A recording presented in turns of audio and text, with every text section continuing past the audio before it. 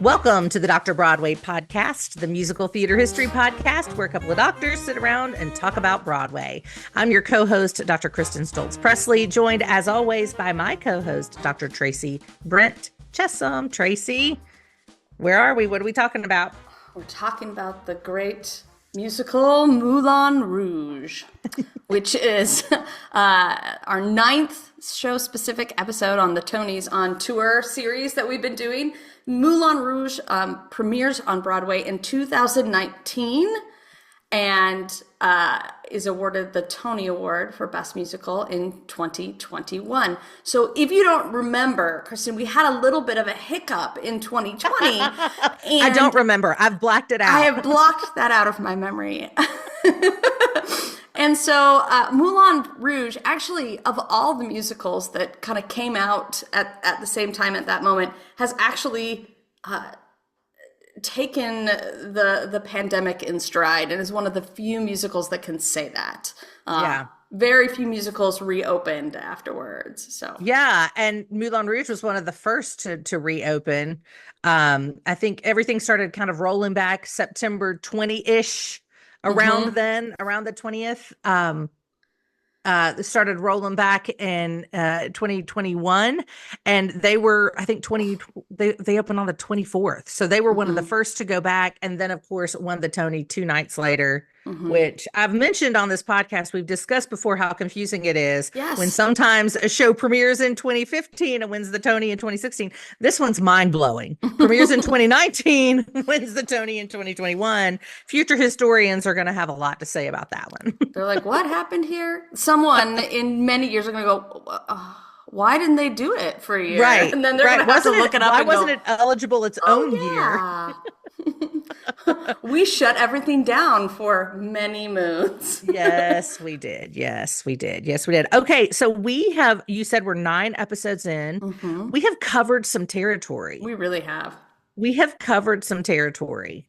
I have learned a lot myself, just, in hearing what you've had to add to things that I've had to say, and also in hearing how these all kind of fit together like different pieces of a giant puzzle, right? How they, there are themes, there are recurring motifs that go throughout theater history and kind of bind it all together. And it's so interesting to see, just in the 9 musicals that we've looked at thus far, who were connected really by nothing else other than the fact that they won Tony Award for Best Musical and are currently on tour. But nevertheless, there are a lot of other points of connection for each of them. This is the theater community is a small, small world, as we know. That is true. Yeah. So without any further ado, I mentioned that during our Hamilton episode that a lot of that information was also available in my upcoming book, The Pulitzer Prize-winning Musicals. Well, much of the information for this particular episode is available in my other upcoming book, Jukebox Musicals, also due out in September of 2025. Same format as Pulitzer Prize winners. I do just a history of the development of these shows, and then they are grouped together thematically, much like our Tonys on Tour series is grouped. We looked at, in one book, the 10 Pulitzer Prize winning musicals, in the other book, 10 jukebox musicals. And as you know, Tracey, there are way more than 10 jukebox musicals, but one is that the understatement of the year? Yes, it is. Right. So for that book, what I had to do was I just went through the big heavy hitters of jukebox musicals, and I listed them by the length of their runs. Because while there are a lot of jukebox musicals, not a lot of them run for a real long time. So this is one that I think is going to run for a real long time. It already has, in spite of its COVID shutdown. It's been playing since 2019. And the fact that it's now 2025 and it's still going strong suggests to me that it's gonna run, maybe not, Chicago or The Lion King kind of long, but it's going to run for a while. It is. Yeah. So, with no further ado, let's get into the background of Moulin Rouge. Now, before we can talk about the show itself, and of course, the iconic 2001 film on which it's based, we need to give some background about film music and show music and how it was once the popular music of the era, right?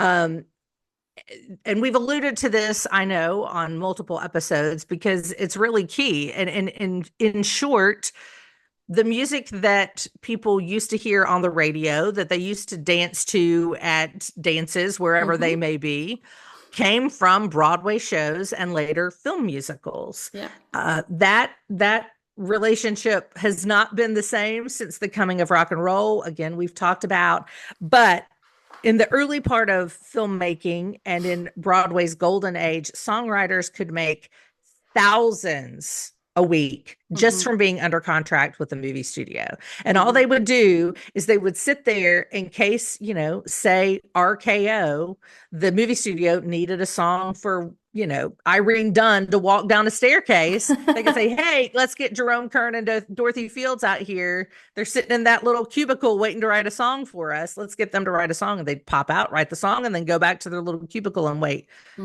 Well, that music would then be available on sheet music. That music would then be available on the radio, on record play. And that was the popular music, right?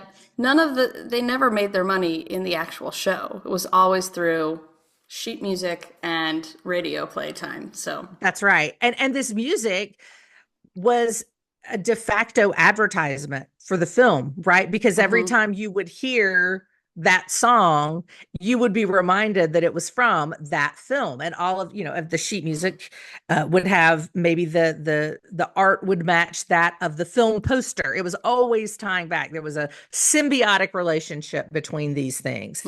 And particularly in the early days of Hollywood, there were so many film musicals, just looking at the decade between 1935 and 1945, that some theaters would have postings saying if it was a non-musical film. Instead of saying, this is a musical, this is a non-musical film, they would say, this is not a musical. That's Don't expect any music in this one. That's right. And even if it wasn't a musical film, they very often still had a theme song that would be released, So that was a major difference between film now and then, right? And again, you talk to a music historian to get more in the weeds with you on this, but suffice it to say, the coming of rock and roll was a big part of this. So the mid 1950s, this begins to change, and nothing is ever the same again in terms of film music and the popular song. But there are a number of people who have been influenced by that. Number one is very important to this conversation today. It's a man named Baz Luhrmann. Baz Luhrmann's probably a name that you know if you're familiar with Moulin Rouge. You know that he was the co-creator, co-writer, and director of that 2001 film. But we're going to get a little bit more deeply into his backstory and then talk about, of course, Moulin Rouge, the musical. So Baz Luhrmann was born in 1962 in rural New South Wales, Australia. So he wasn't alive during the time that this relationship existed between film music and popular music, but his father owned a theater. So he was frequently watching films, replays of the great American films or the great film musicals. And he fell in love with that. He fell in love with movies and musicals and was constantly fed a diet of them. He could really watch whatever he wanted because his dad had access to him for his theater. In addition to that, he was a really creative kid. He had lots of interests. He was in music lessons and art lessons. His mother, I believe, was a ballroom dancing instructor. We'll talk more about that in a minute. But nevertheless, he was a real true Renaissance man. And he's even alluded to the fact that his father was a Vietnam veteran. So he said, my brothers and I were supposed to be like commandos, in addition to being great artists, right? He wanted him to be these real tough macho men who could also ballroom dance, right? He wanted well-rounded sons. And in fact, that's what he got. So when he was a teenager, so this would put it into the, late 70s, his parents divorced. And as you can imagine, that was earth-shattering for him. He kind of takes off on his own. He moves to Sydney, the capital of New South Wales, I think, isn't it? the big I'm city not in New South sure. Wales. I'm I not mean, sure either. Sydney, obviously, we know Sydney. Gosh, I do not know the geography I of don't either. Australia. If I knew this was going to be on the test, I would have looked ahead of Well, time. so I should have looked. I knew it was, and I didn't look. Oh So my shame on goodness. me. But I just happened to say Sydney, the capital. I can't say that I know that for sure. I know it's a giant, important city in New South Wales. So we'll leave it at that, Okay, there we right? go. Yeah, that we do I know. think That it we can would be, agree on. yeah. I would think. I don't know. I don't know. But I don't I've want. never been We to don't want to have to correct Australia. ourselves again. Not that there's anything wrong with that, right? No, true. Okay, so he moves to Sydney as a teenager after his parents' divorce. He finishes high school there and he decides he's going to go to drama school. Except he doesn't get into drama school. So before Hmm. he keeps trying and keeps trying, and he eventually gets there. We'll talk about that in a minute. But he's initially rejected. And so he starts working as a film actor. And honestly, he does pretty well for himself. He picks up a 1981 film called Winter of Our Dreams. He stars opposite Judy Davis, Hmm. right? Very prominent actress that has made some waves here in the US as well. And then he was part of a 1983 documentary called Kids of the Cross. And this was where he himself embedded in Sydney's red light district and made friends with some of the kids who were there, and they made a documentary about it, and it really really really got a lot of attention in Australia. Hmm. In addition to his film career and the documentary Kids of the Cross, he also starts pardon me, a theater company. Which is always a bad idea. Don't do it. As How someone would you who has know? started a theater company, don't start a theater company. We Well, have enough. Go help those ones. So I'm sorry.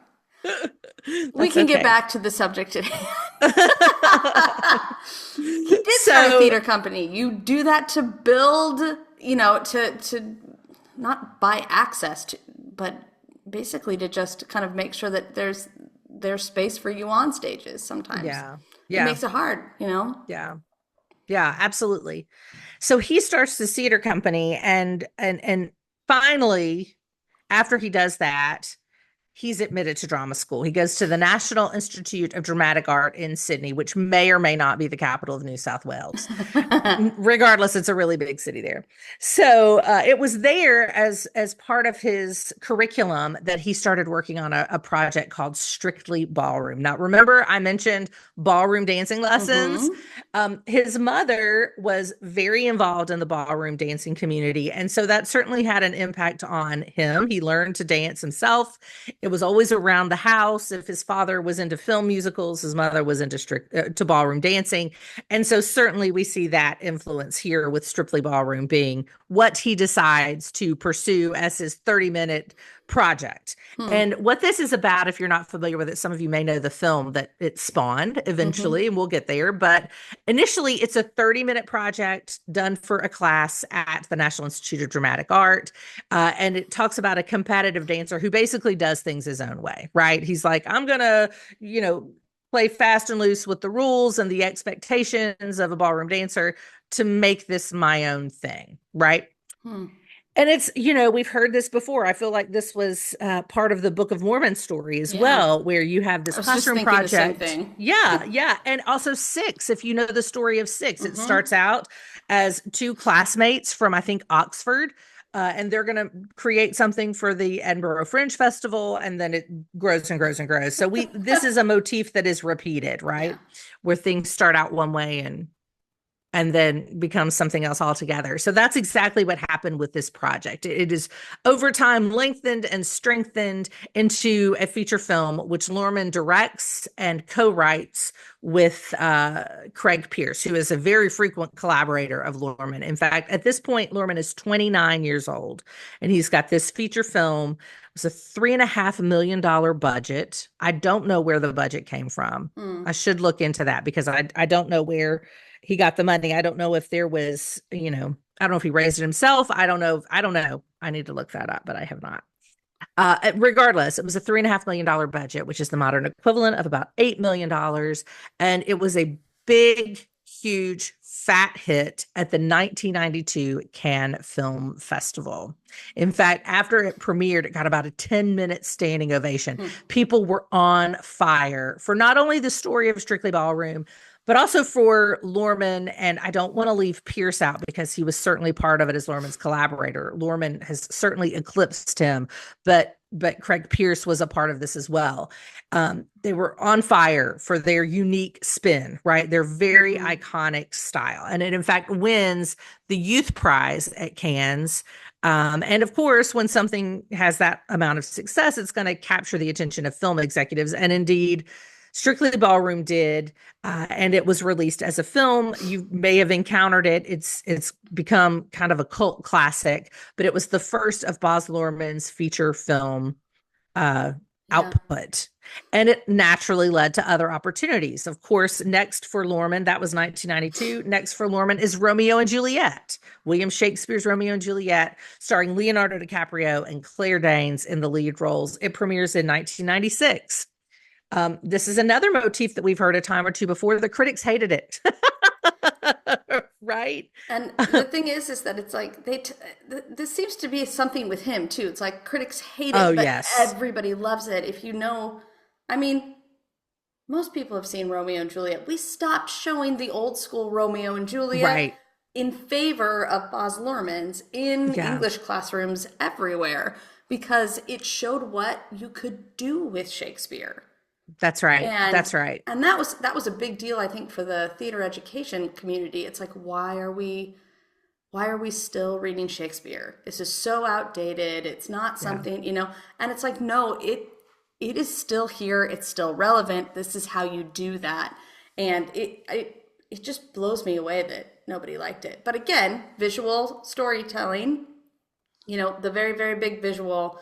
And then it's bringing in that kind of iconic cultural presence as it, as part of his style that it's crazy. Yeah, I think iconic. I'll probably use that word a lot today because it is so unique to him. This style, you can look at a poster and a piece of art to represent a show or a film and know if it's a Baz Luhrmann piece, right? It's so, I mean, it's like we know, right? That style. That's iconic. Baz Luhrmann, yeah. There's no other word for it. It's iconic. Yeah, so Romeo and Juliet premieres in 96. Critics hate it. In fact, Roger Ebert, very famous film critic who, was Roger Ebert, Siskel and Ebert, right? Yep. Gene Siskel and Roger Ebert, sorry.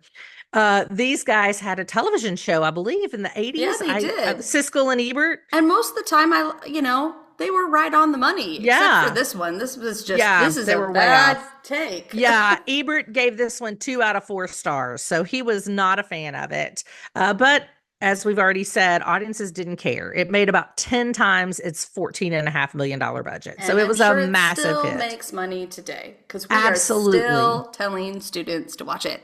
Yeah. Absolutely. And it does cause us to reimagine, that's, I think it's Zeffirelli. Isn't that the director? Yeah, the Zeffirelli. The Zeffirelli Romeo and Juliet that we'd shown in intro to theater classes for so many years was kind of a traditional telling, very traditional costume, very traditional scenery. Now, granted, it was film, so it wouldn't be like a traditional stage production of Shakespeare, but nevertheless, no frills, right? And then we see this retelling by Luhrmann, and it is nothing but frills, right? I also want to mention in this one, both in Romeo and Juliet and in the film version of Moulin Rouge, I don't know who's helping Baz Luhrmann cast, but he is very, very good at casting leads that have chemistry beyond chemistry. Yeah. And that's going to come back later when we talk about the musical version of it. Yes, that he wasn't really involved in. But the leads in Romeo and Juliet, it's just you kind of hang on everything that they're doing. He's very good at finding those actors. So well, and certainly both Claire Danes and Leonardo DiCaprio had careers prior to this. This is pre-Titanic Leonardo, but he'd still done a lot of stuff, right? And Claire Danes had My So-Called Life. I mean, these were not unknown actors, but nevertheless, this catapulted both of them Mm-hmm. into a different stratosphere because it True. was so popular. Mm-hmm. So, of course, after two successful films, you're not going to stop there. And he and Pierce, I don't want to overlook Craig Pierce, begin to discuss what are we going to do next. Mm-hmm. And so they saw an Indian film, and they began to wonder if they could adapt that Bollywood film style, right? Which is Yeah. also very iconic in terms of its look and its sound, its visual impact, very iconic. And he wondered if he could adapt that for a Western vernacular. The way that Luhrmann described it is he said it's high comedy, high tragedy, and then they break out into song, right? So the idea of heightened musical being a heightened text, he's trying to go above and beyond that.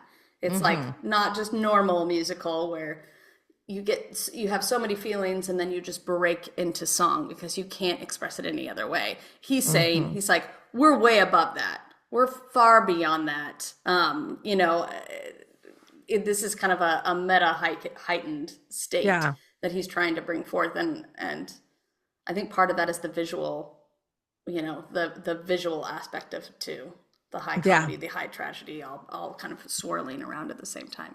Yeah, no question about it. And so he thought about that idea, and he thought and thought and thought. And then he remembered all those film musicals, and he remembered that relationship that we discussed between films and popular music. And he began to wonder, could I use popular music to tell a story in film? Right? Now, I want to take just a minute and talk about someone else who'd had a similar idea in the not too distant past when this happened. So that was basically at the heart of Jonathan Larson's idea, in a sense, when he wrote Rent.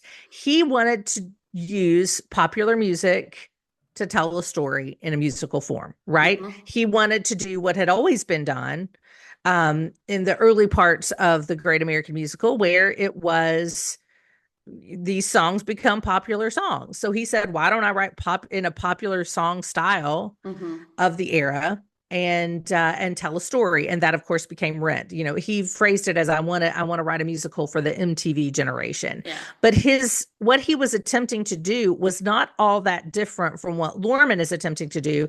The difference being Larson wrote all original music for Rent, and what Luhrmann's project was, I want to use music that's already in the zeitgeist, right? Yeah. I don't want to write my own rock music. I want to use songs like music by Elton John or Dolly Parton to tell this story, right? So songs that are already known.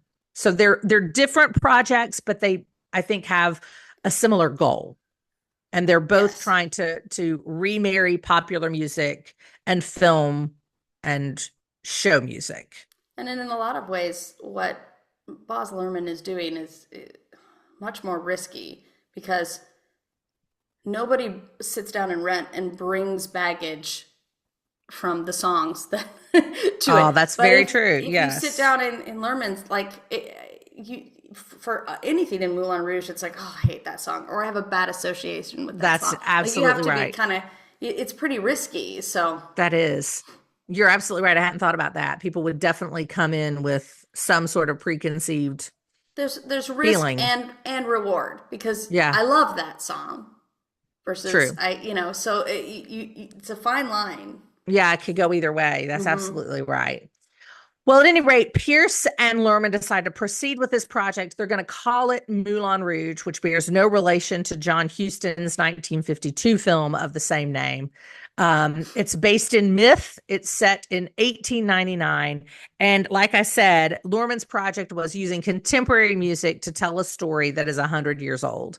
Now, interestingly, connecting it to another current Broadway musical, there are Orphean undertones here, right? We know that Hadestown, of course, it's not undertones of Orpheus in Hadestown, it's Orpheus in Hadestown. But here we have show. Yeah. Yeah, no kidding. I saw it 4 days before Broadway shut down. Oh, no way. Or a week before we were there, and it was again, I think we talked about this in the Hamilton episode. We just kept talking about those moments where you just weep because you're like, oh yes, I remember why I do this. That was another one. It was yes, very impactful. But yeah, Hadestown, and that's great show. Great show. Orphean overtones, not undertones. Well, this one had Orphean undertones in as much as it's about a poet who disobeys his father. Of course, Orpheus was a poet. This poet disobeys his father. He goes into the, quote unquote, underworld of Paris's Bohemian Montmartre district. And so there we have this, kind of mythical setting. The film, Tracy's already talked about Lorman's gift for casting. The film starred Ewan McGregor and Nicole Kidman. Who's a relative unknown, not Nicole Kidman, obviously, but Ewan McGregor. Oh, yes. Brilliant casting, relative unknown. The only thing that I remember seeing him in before this was, oh gosh, Gwyneth Paltrow was in it, and it was a Jane Austen. Emma. He was in Emma, and he had long hair and this weird bob, and he was I don't think I even knew he was in that. Yeah, that's the only thing I had seen him in. So this would have been wasn't he in the Star Wars reboots? Yeah, they filmed these two. I remember watching a documentary, and they filmed these two movies back to back. Okay, basically, it's like they had to tear down all of this beautiful scenery because they didn't have time to take it apart and put it away because Star Wars was coming in to build theirs. So it was he went from one to the other. Yeah. If I remember correctly, they did this one first, or Ewan McGregor did this one first, and then went ahead and shot Star Wars. So not a bad run for the kid. So Ewan McGregor and Nicole Kidman are the stars. They star as Christian and Satine, the leading love interests, and like he set out to do, Lorman uses pop music to tell the story, and he personally visited the songwriters to solicit the use of their songs, right?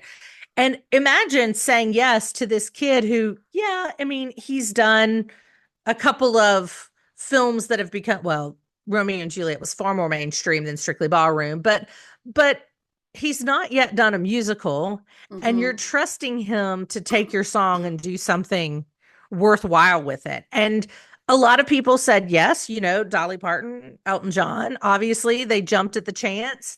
Others were resistant. They're like, I'm not giving you permission to use my intellectual property because I have no idea what you're going to do with it. Yeah. And it did take a leap of faith for these creators to agree to use it. To use their music. But they ended up, as we'll find out in just a minute, they ended up being greatly rewarded for that leap of faith.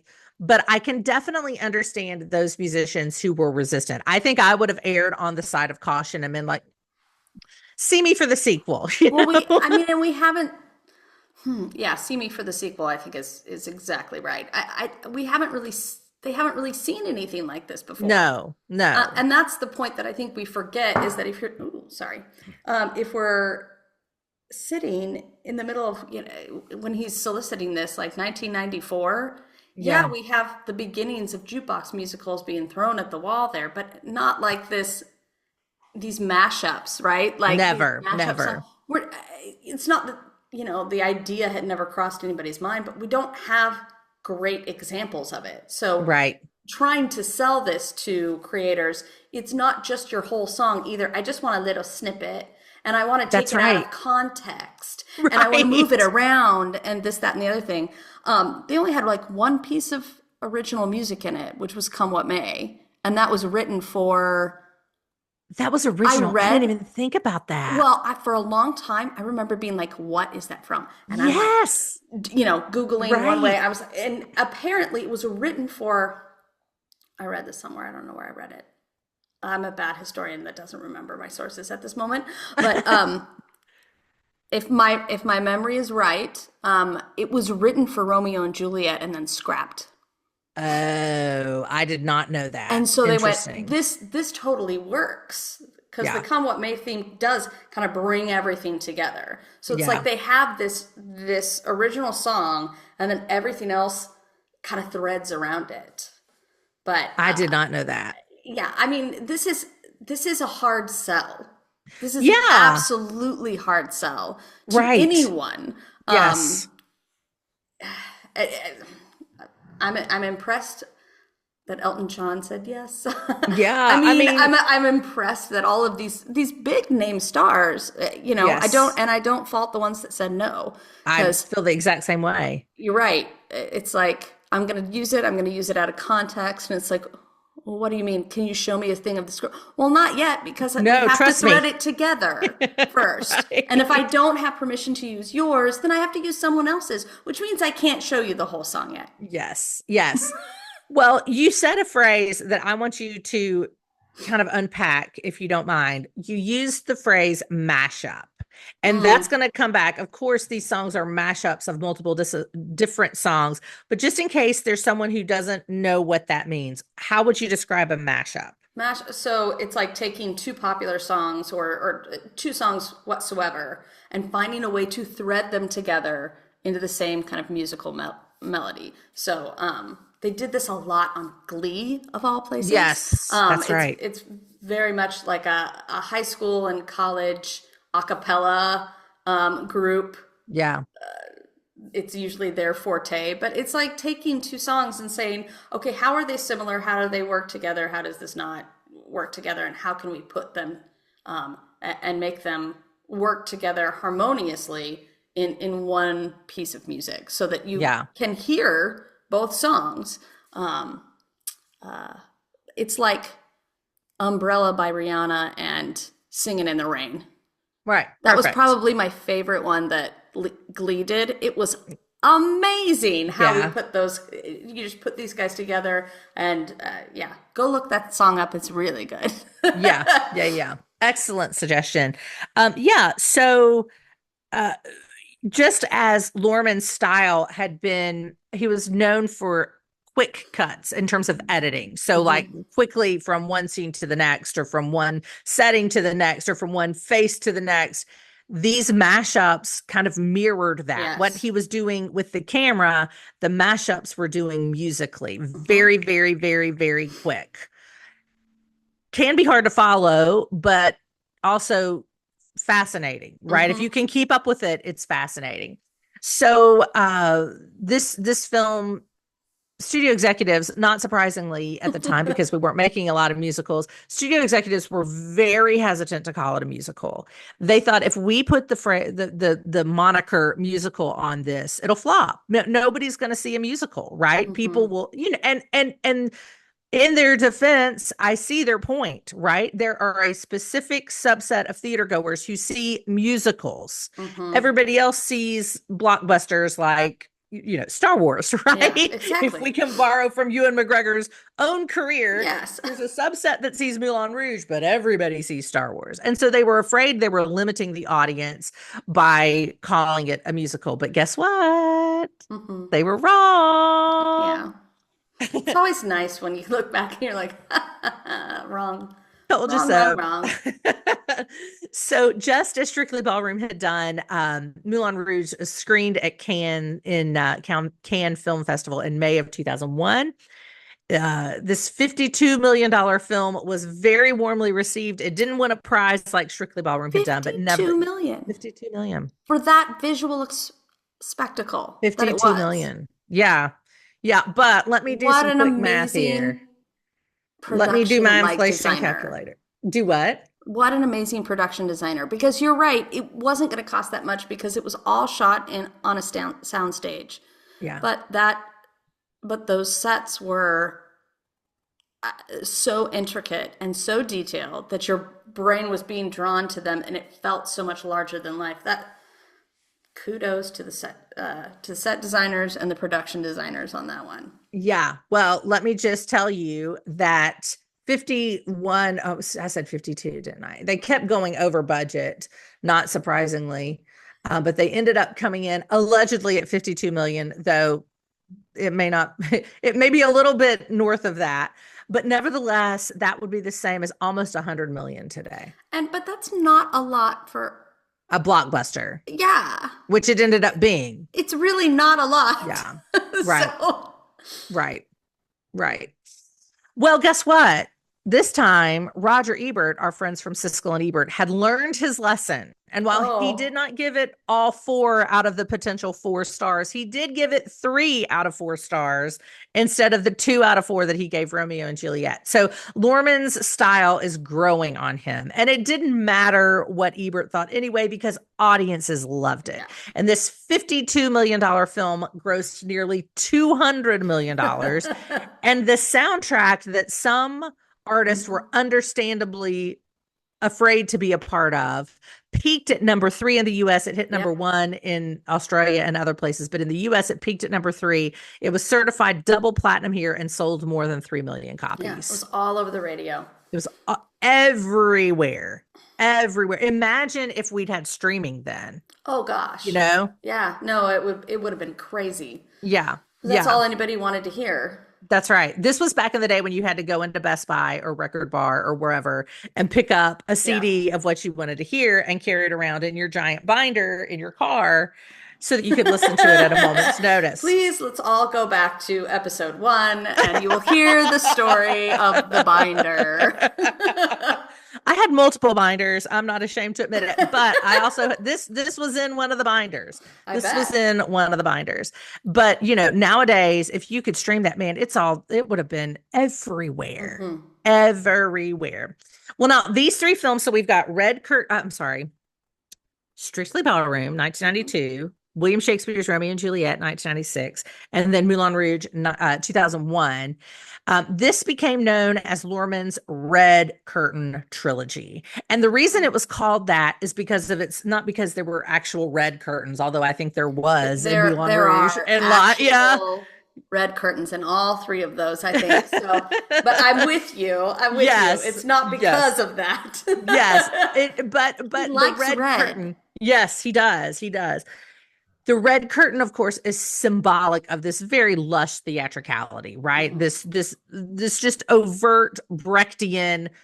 This is theater. We are playing with you. This is not naturalistic. This is not realistic. This is us playing around and seeing what we can do. And in fact, in the aftermath of the success of Moulin Rouge, as you can imagine, everybody wants him to direct their adaptation, right? So Phantom of the Opera, they want him. Rent, they want him. He says no to all of it because he wants to create his own stories.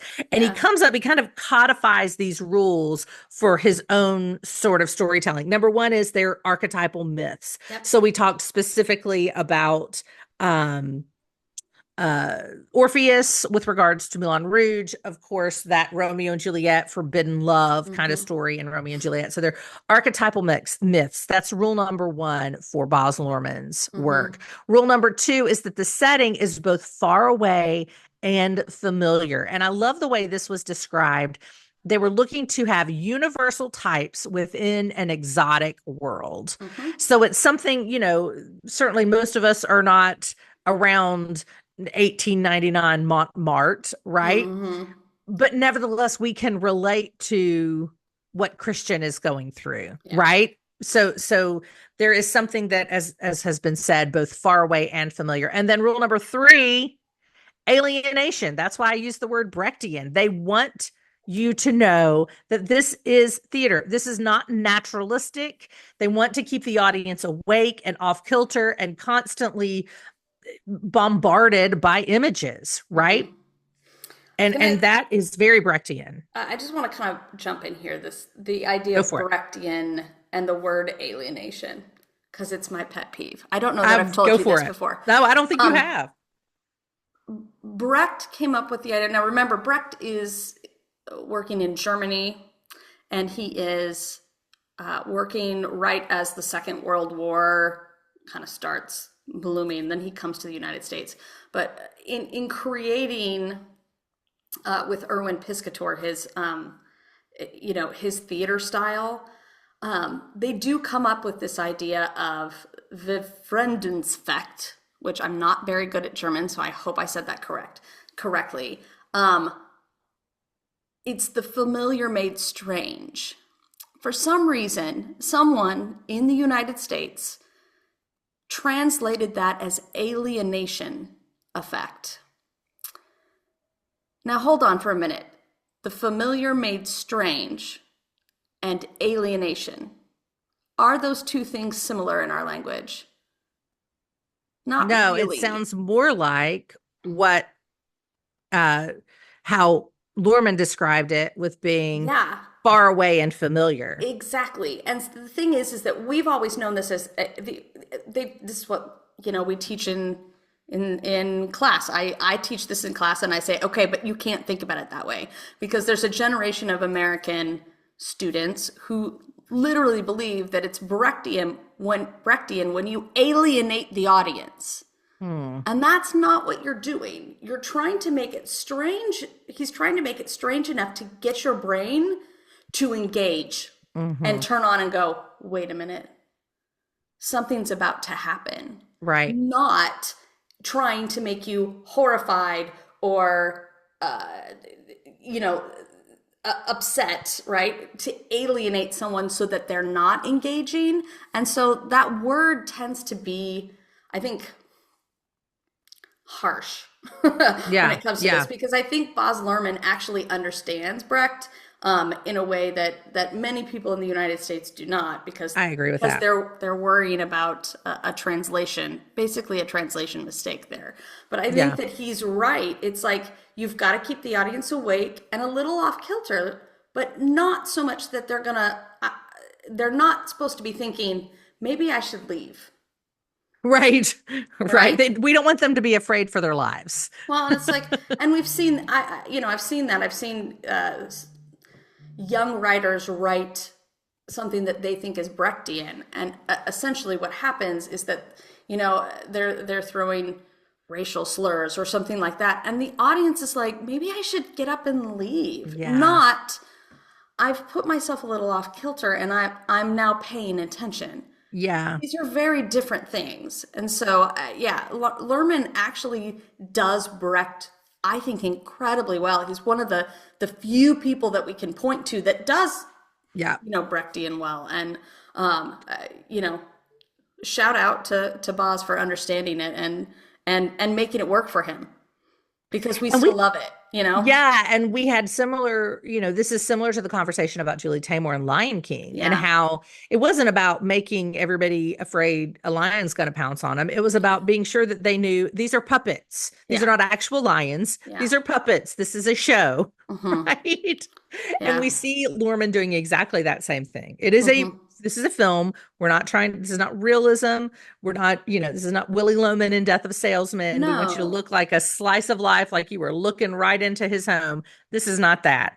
You are aware that you are watching a show. Especially because you do get caught up in the story. Emotion. Especially because he does such a good job of casting. Yeah. And he casts sometimes relative unknowns. Like, nobody knew who Ewan McGregor was, and he's fabulous in this. Right. But it's like, you can get so lost in that if you have that kind of bent. Like, you're just hanging on every word, and it stops you from doing that. And you have to step back and go, oh, wait, hold on.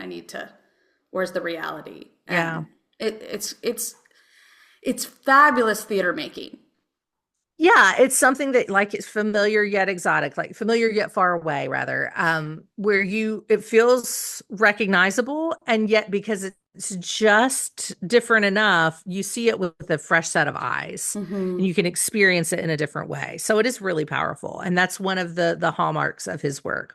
So post this Red Curtain trilogy, he of course turns down the option of directing film adaptations of Phantom of the Opera and Rent, both of which would end up coming, but with other directors. And he decides he's going to do something on Broadway himself. And this story is interesting. His production of La Boheme premieres on Broadway in 2002. And here's how that happened. He had directed the Puccini opera in 1990 in Sydney. And in 1994, a recorded performance had aired on PBS in the US. Yeah. Now, a couple years after that, Kevin McCollum and Jeffrey Seller, who were producers of Rent, saw it. Now, as we know, Rent was very loosely based on Puccini's opera, as well as another telling of the La Boheme story. And McCollum and Seller thought, man, this would be unbelievable if we could have La Boheme by Baz Luhrmann playing uptown and Rent playing downtown. How cool would that be, you know? And it was very interesting to Luhrmann. I mean, he loved the idea of it, but he was busy at the time. He was working on Romeo and Juliet, and then immediately after that, Moulin Rouge. So of course, he didn't have the bandwidth to remount his La Boheme until he did. After Moulin Rouge in May of 2001, in December of 2002, La Boheme opens on Broadway, his show.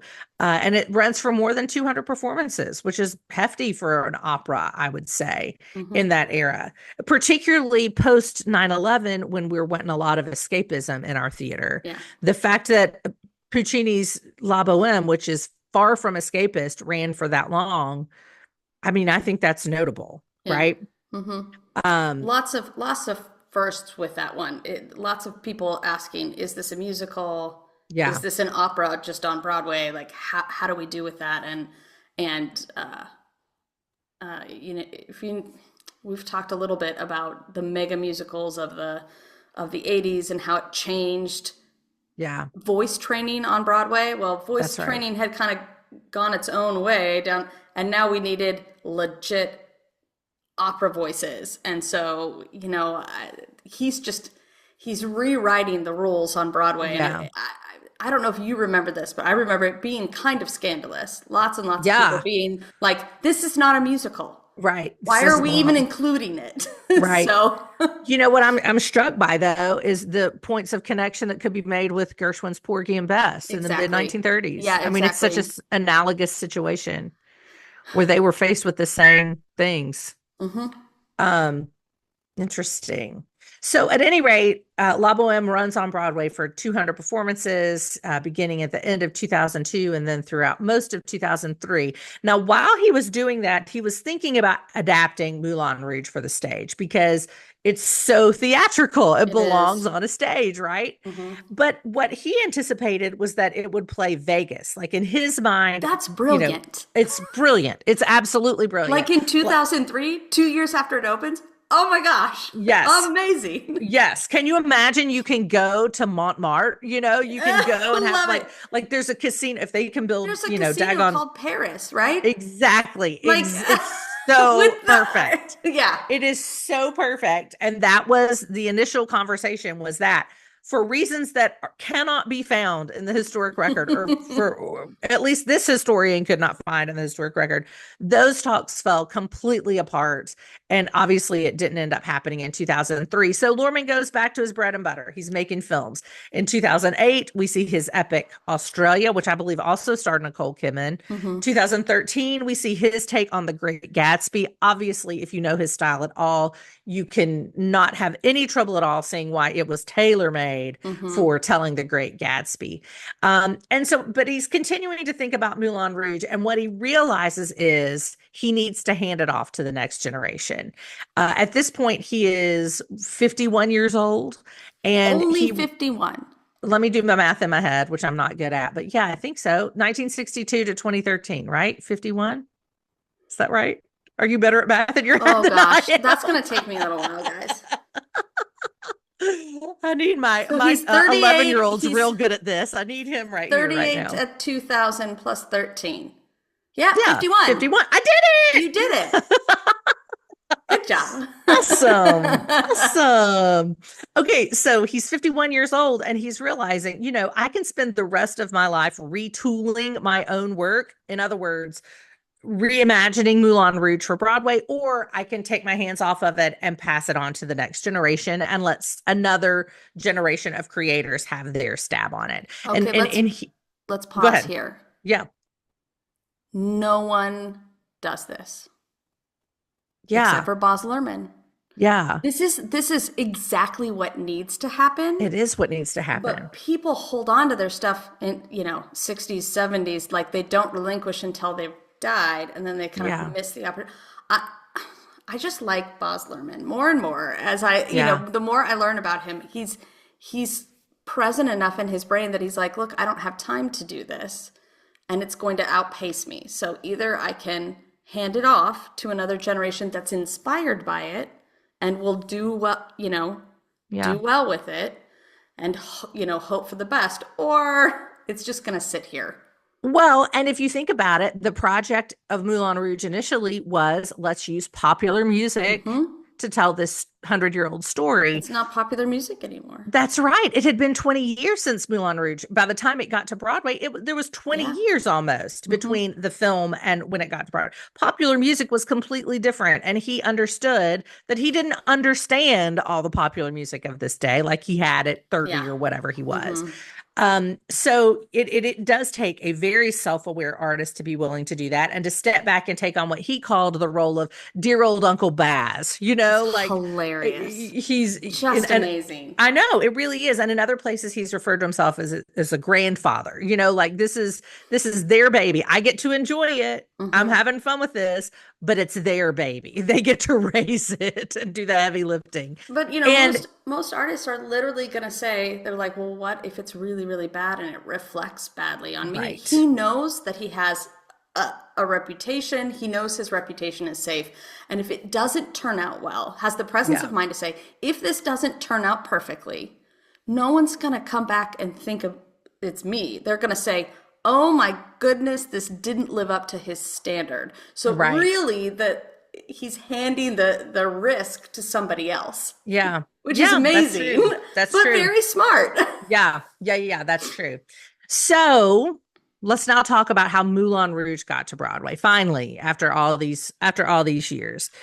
It got there at the hands of a production company called Global Creatures. This production company was financed by an Australian tycoon named Jerry Ryan. He'd made his money building and selling recreational vehicles, so like campers, RVs, that kind of thing. And he brought on board a producer named Carmen Pavlovic. Carmen Pavlovic had worked with Andrew Lloyd Webber's Really Useful Group. She'd done a number of things with them. And so she had that kind of production background. But she's also Australian, I believe. So she was keenly in tune with Baz Luhrmann and, of course, with Jerry Ryan, who was also Australian.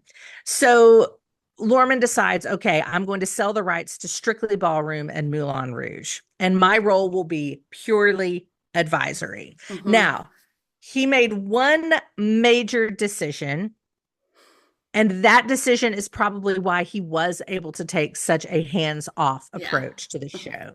He selected Alex Timbers to be the director. Now, that name is probably familiar to many of our listeners because he was also, as he was directing or trying to mount Moulin Rouge for Broadway, he was also mounting Beetlejuice for Broadway, the adaptation of the 1988 Tim Burton film.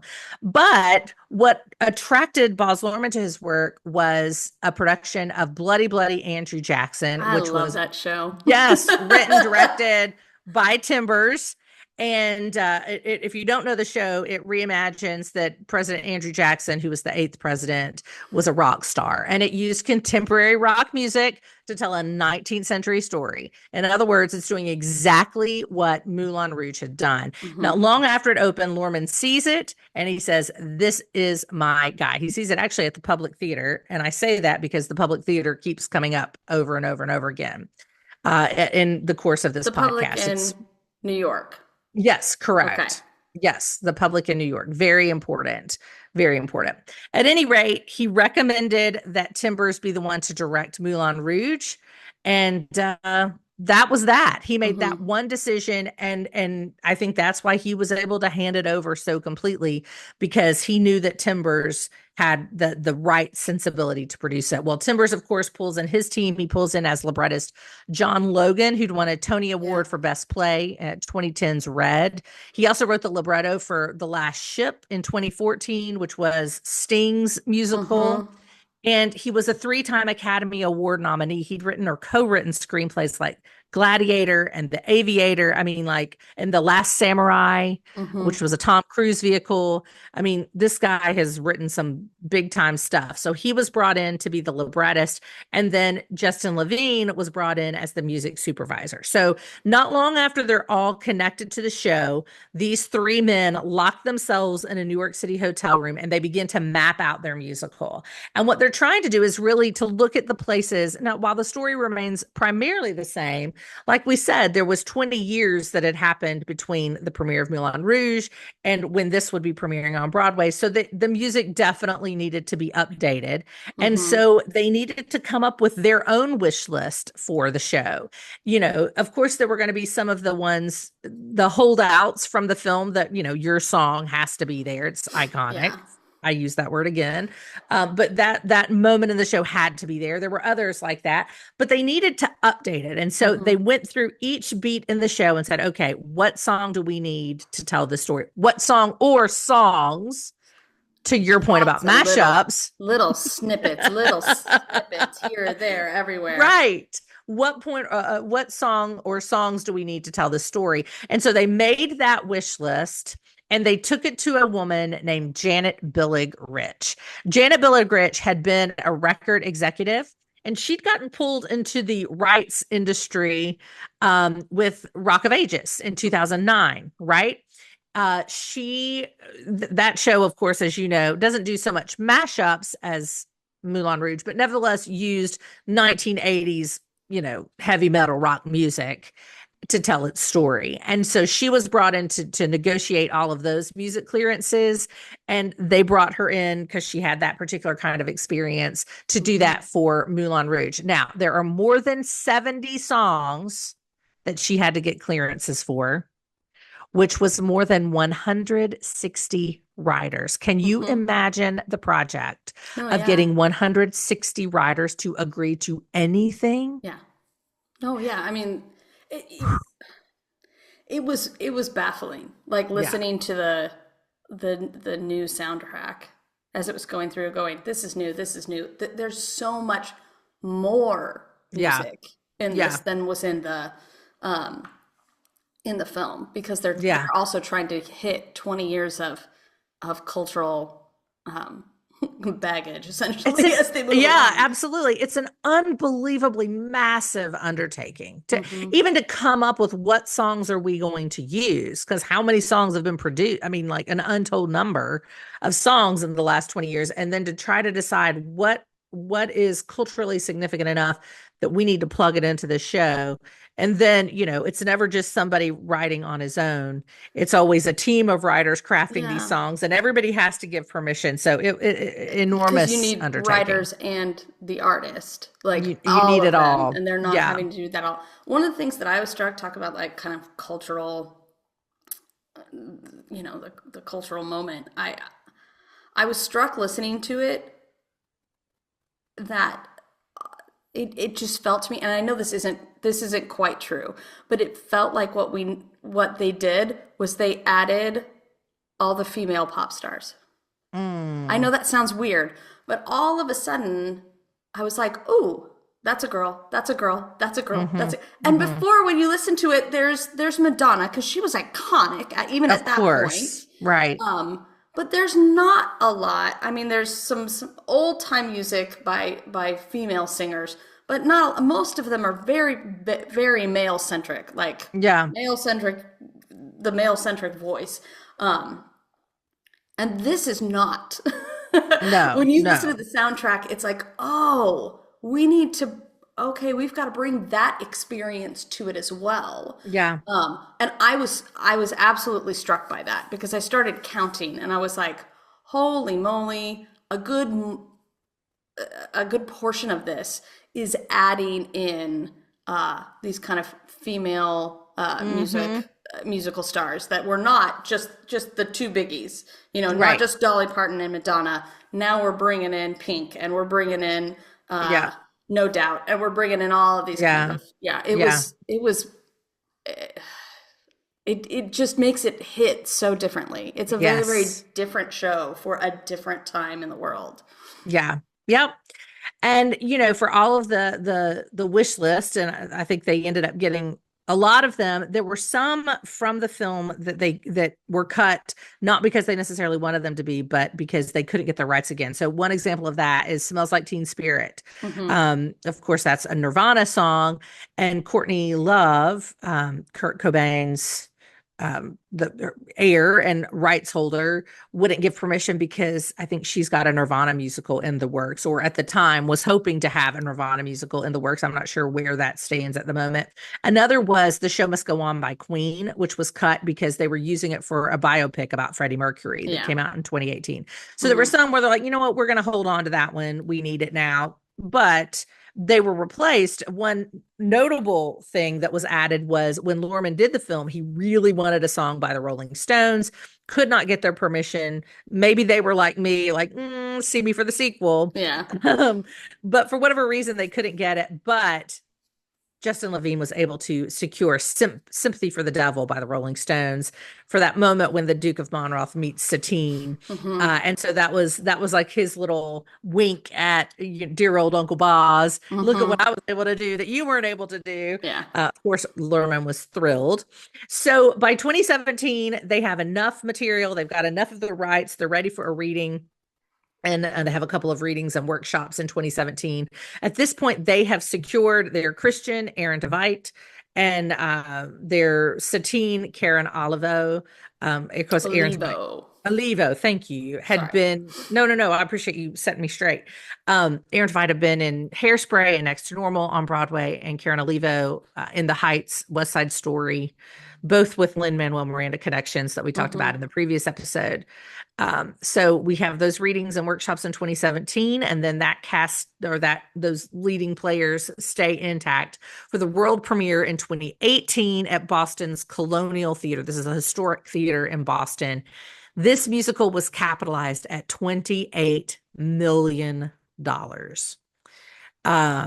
But it was met with such acclaim and such love that Broadway at this point was a foregone conclusion. Of course, it had been from the beginning, but the world premiere in Boston definitely solidified the fact that this was a Broadway-bound musical, and thank God they'd spent $28 million on it. So they needed a long run on Broadway.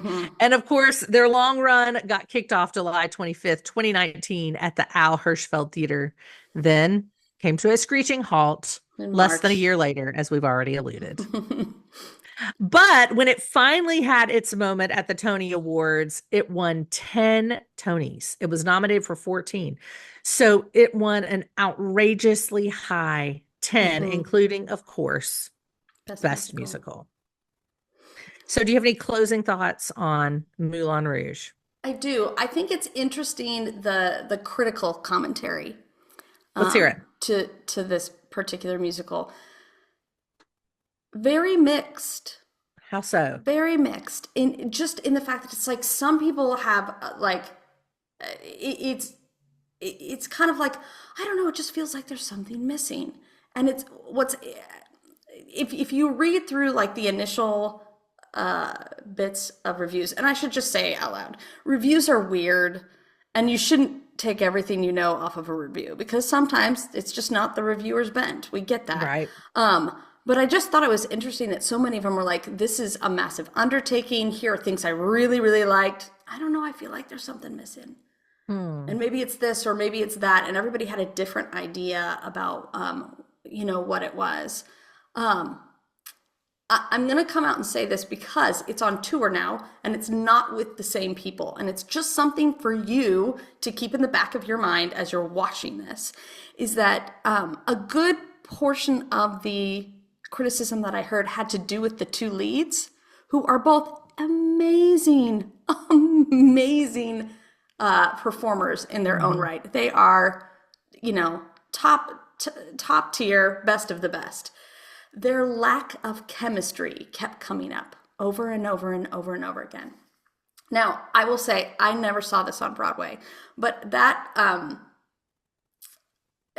the fact that I kept reading that, or a version of that over and over and over, piqued my interest because of what you were talking about with the whole Brechtian influence. Right. if you aren't pulled into the story and then something weird happens and then you have to go, oh, wait, I forgot about reality for a minute. Right. That's how Boz is. That's how, Sure. that's how Baz Luhrmann's work, how it works, right? Like his movies, his musicals, his theater, all of it works by the fact that you're supposed to be drawn in by basically this love story, and you're really rooting for both of those characters because you want it to work so bad, and then something happens that makes you go, oh, but reality is gonna walk in, isn't it? Oh, I really want to. My heart is being pulled this direction. Oh, I need to protect it. Like that's quintessential Baz Luhrmann. Like that happens in all of his shows. If there is a moment where those two leads, if you're not rooting for them because you feel like something is off, then the whole show doesn't quite work, does it? Yeah. Right. And I think I just find that interesting. I mean, they're both amazing performers, and some people thought that was, bunk. And they didn't really think it made sense. But if you're using those Brechtian techniques, it is something that, it's something to think about. So as you watch the new leads on tour, ask yourself, am I being pulled into this relationship? Am I being pulled into the story? And then am I having to go, oh, wait, but reality? Or are you not pulled into that story so you see the reality the whole time? And does that feel a little disorienting to you? It's just kind of one of those fun ways that theater works. And we have to know that as directors. And, now you can know that as a informed audience. That's right. Theater nerd. That's right. Indeed. All right. So that'll do it for this episode of the Dr. Broadway podcast. Tune in next time when we'll be talking about the 2023 revival of Jason Robert Brown's Parade. Until then, connect with us via email at hello@drbroadway.com. We're on Instagram, YouTube, or TikTok at Dr. Bway Podcast.